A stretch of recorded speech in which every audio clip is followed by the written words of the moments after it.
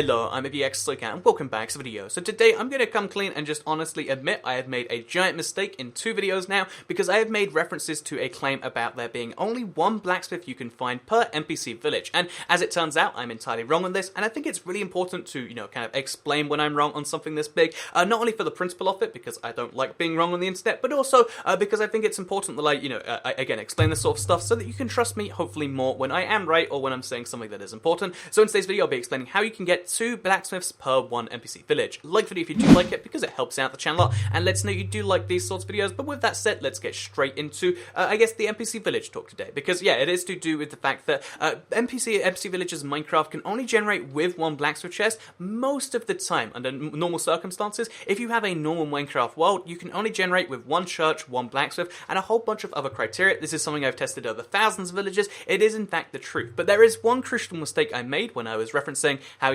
4J might have these tools because their superflats have 2 villages, and this is the fact that there is in fact 2 village sizes in Minecraft. So yeah, the way you can find the second village size is you go to customize superflat, and you'll notice in the properties section there is a size large and a size small. So even though I maybe roughly knew about this, I always assumed in my head that this just meant that those are some small villages and those are the roughly normal size villages. However, the actual case is that the size small villages are the regular villages from any normal Minecraft world, and the size large villages have a lot more going on, including 2 blacksmith chests, which I'll show you in today's video. So let's go through and just load up a world, and let's show you a village with 2 chests. And this is why, the worlds that 4J have used in their, for their background, for all of their different maps that have the 2 blacksmiths, this isn't some weird, crazy proof of hacking or anything. This is just, they use the custom superflat that is built into their game. So I actually did a lot more research into this than just being like, I guess they can have 2 blacksmith chests. Isn't that wacky? Because, again, that is something that is kind of cool by itself. So here you can see a village that is, like, absurdly large. In fact, it might be 2 villages. No, this is 1 village that is absurdly large,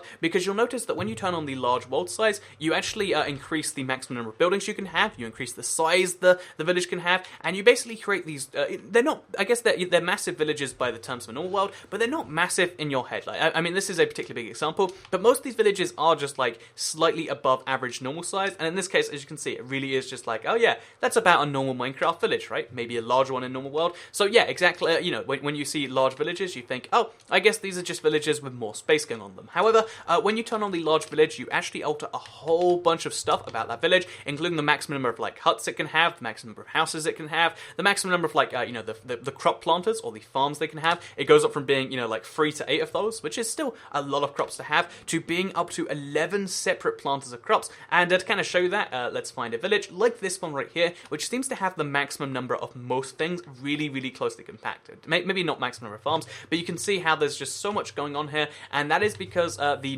maximum number of each things it can have has been upped. So the number of churches it can have goes up from being 1 to being 1 to 2, actually. You're guaranteed to have a church in every village, and you sometimes have 2. And they're often next to each other in this very bizarre little way that things happen. And also, the number of blacksmith chests you can have a village, which again is usually rare by default in a regular Minecraft world, goes up from being like, 1 is fairly common, to, and then also 2 is possible and not even that uncommon. You can find 2 blacksmith chests in a Minecraft console world if you have the world type set to superflat. So you might think, okay, is that the whole video, Toycat? No, there's actually a few things I discovered while looking into this. So besides the fact that you can find a lot more of everything else, like more crops, more planters, like basically superflat villages are just entirely different to normal villages, I also found out that even, that's a really good chest, by the way, and I'm assuming it's going to be the same on the other side, right? Like, there's really good stuff in both chests because the loot seems to be at least a little bit linked in that case, because that matches everything else I've seen, but there's also a lot of changes they've made to the stuff you find in those chests, it looks like, because I found diamonds in the last chest I looked at, and,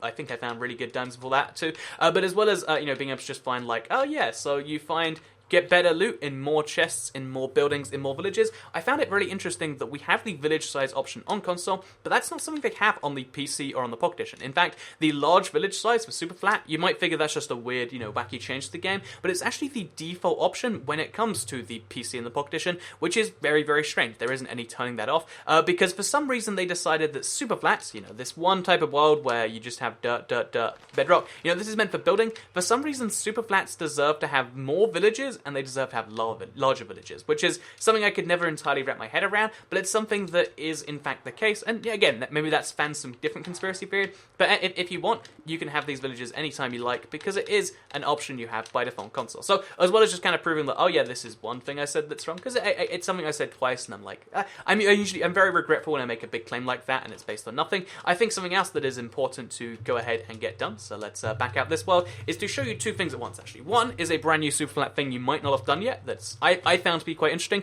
and the second thing is an explanation for another glitch that we saw. We've seen it every single time there's been a village in any 4J based build, and I figured I'd try and roughly explain that in case you're curious about why certain villages would glitch out, and like why half of their crops would generate, or like half a building would generate, because again, this happened in quite a few different villages outside the minigame lobby. So we're going to go back into another game, make sure we turn off disable autosave, and then we're going to go and customize super flat. And the thing that I think a lot of people haven't done yet is using a tiger super flat. So again, it doesn't actually spawn trees, it just creates a different type of village and a different type of floor, and then do the exact same thing we've just did before. So turn on our villages, turn them onto the max map we can have, and then let's go back into this world. So again, it's cool for two reasons, not only because now our villages are going to be the brand new type, which for the record, if you haven't done the recycle challenge yet, I would entirely recommend doing so with the spruce thing, because the recycling challenge was something I did like 2 years ago. A lot of people have since done it and copied me, which it feels pretty cool, honestly.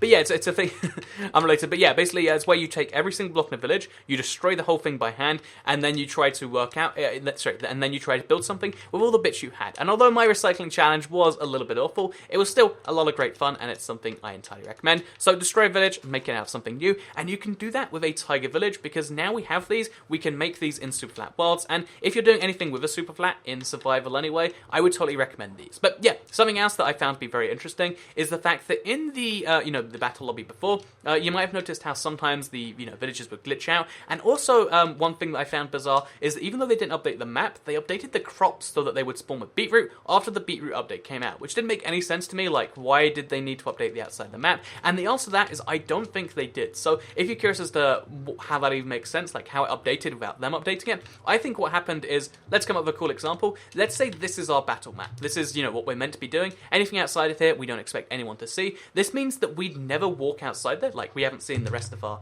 Let's open a map. We've never seen the other side of our map, all the way over there. Picture the top left corner of this map. We've never seen it, and therefore it's never loaded in. So what happens is they might accidentally load in the tiniest bit. So let me give you an example. Let me just see... Okay, so I can see a village there. I see it, and then I run away from it, right? Now what happens is I leave this, I exit the game and saving, and let's say that in the next, update, there's some giant change to villages. What's going to happen is, the next time I go over to that village, the old village I just saw, that stuff, it's still going to be there, but everything else hadn't generated yet. So what's going to instead happen is the rest of the village is going to generate under the brand new conditions. This is how stuff happens, like if you find half a village that's underwater or anything like that. It happens when the conditions for a village change and you already generated some of it, so the rest kind of tries to generate, and it doesn't do an amazing job, but that is kind of what goes on there. So that would mean that if we generated that first half of the village before beetroot came out, but then...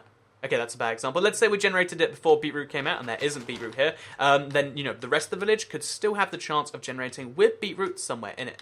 Is this beetroot? Let's pretend that's beetroot for now. So, it's not, by the way. But yeah, basically, just over here. Perfect example. And that is how, in the battle lobby, for some reason, it naturally generated that way. And also, that's an explanation of how in the other, I think it's outside cavern, you'll notice how one of the planters is just like kind of cut off like this. Like it's half a planter and then nothing else. The reason for this is because they only loaded in half of the plant, half of the, the crops, the farms, etc. And this meant the other half never got to generate, and when you go into your own world, you're not generating it like the normal way it would. So, just a bizarre little thing that I figured I'd explain right there, as well as an apology / a mistake explanation, and also as well as a fun challenge. Again, if you haven't heard of the recycling challenge yet, and you haven't done it yet, totally recommend. It's a lot of fun. Go do that, okay? So, I hope you did all enjoy this video. Like it if you liked it, share it if you really liked it, and subscribe if you're new around here, because I make videos like this one every single day on my channel, and if subscribed, you'll see them daily on your homepage. Thank you all very much for watching, and goodbye.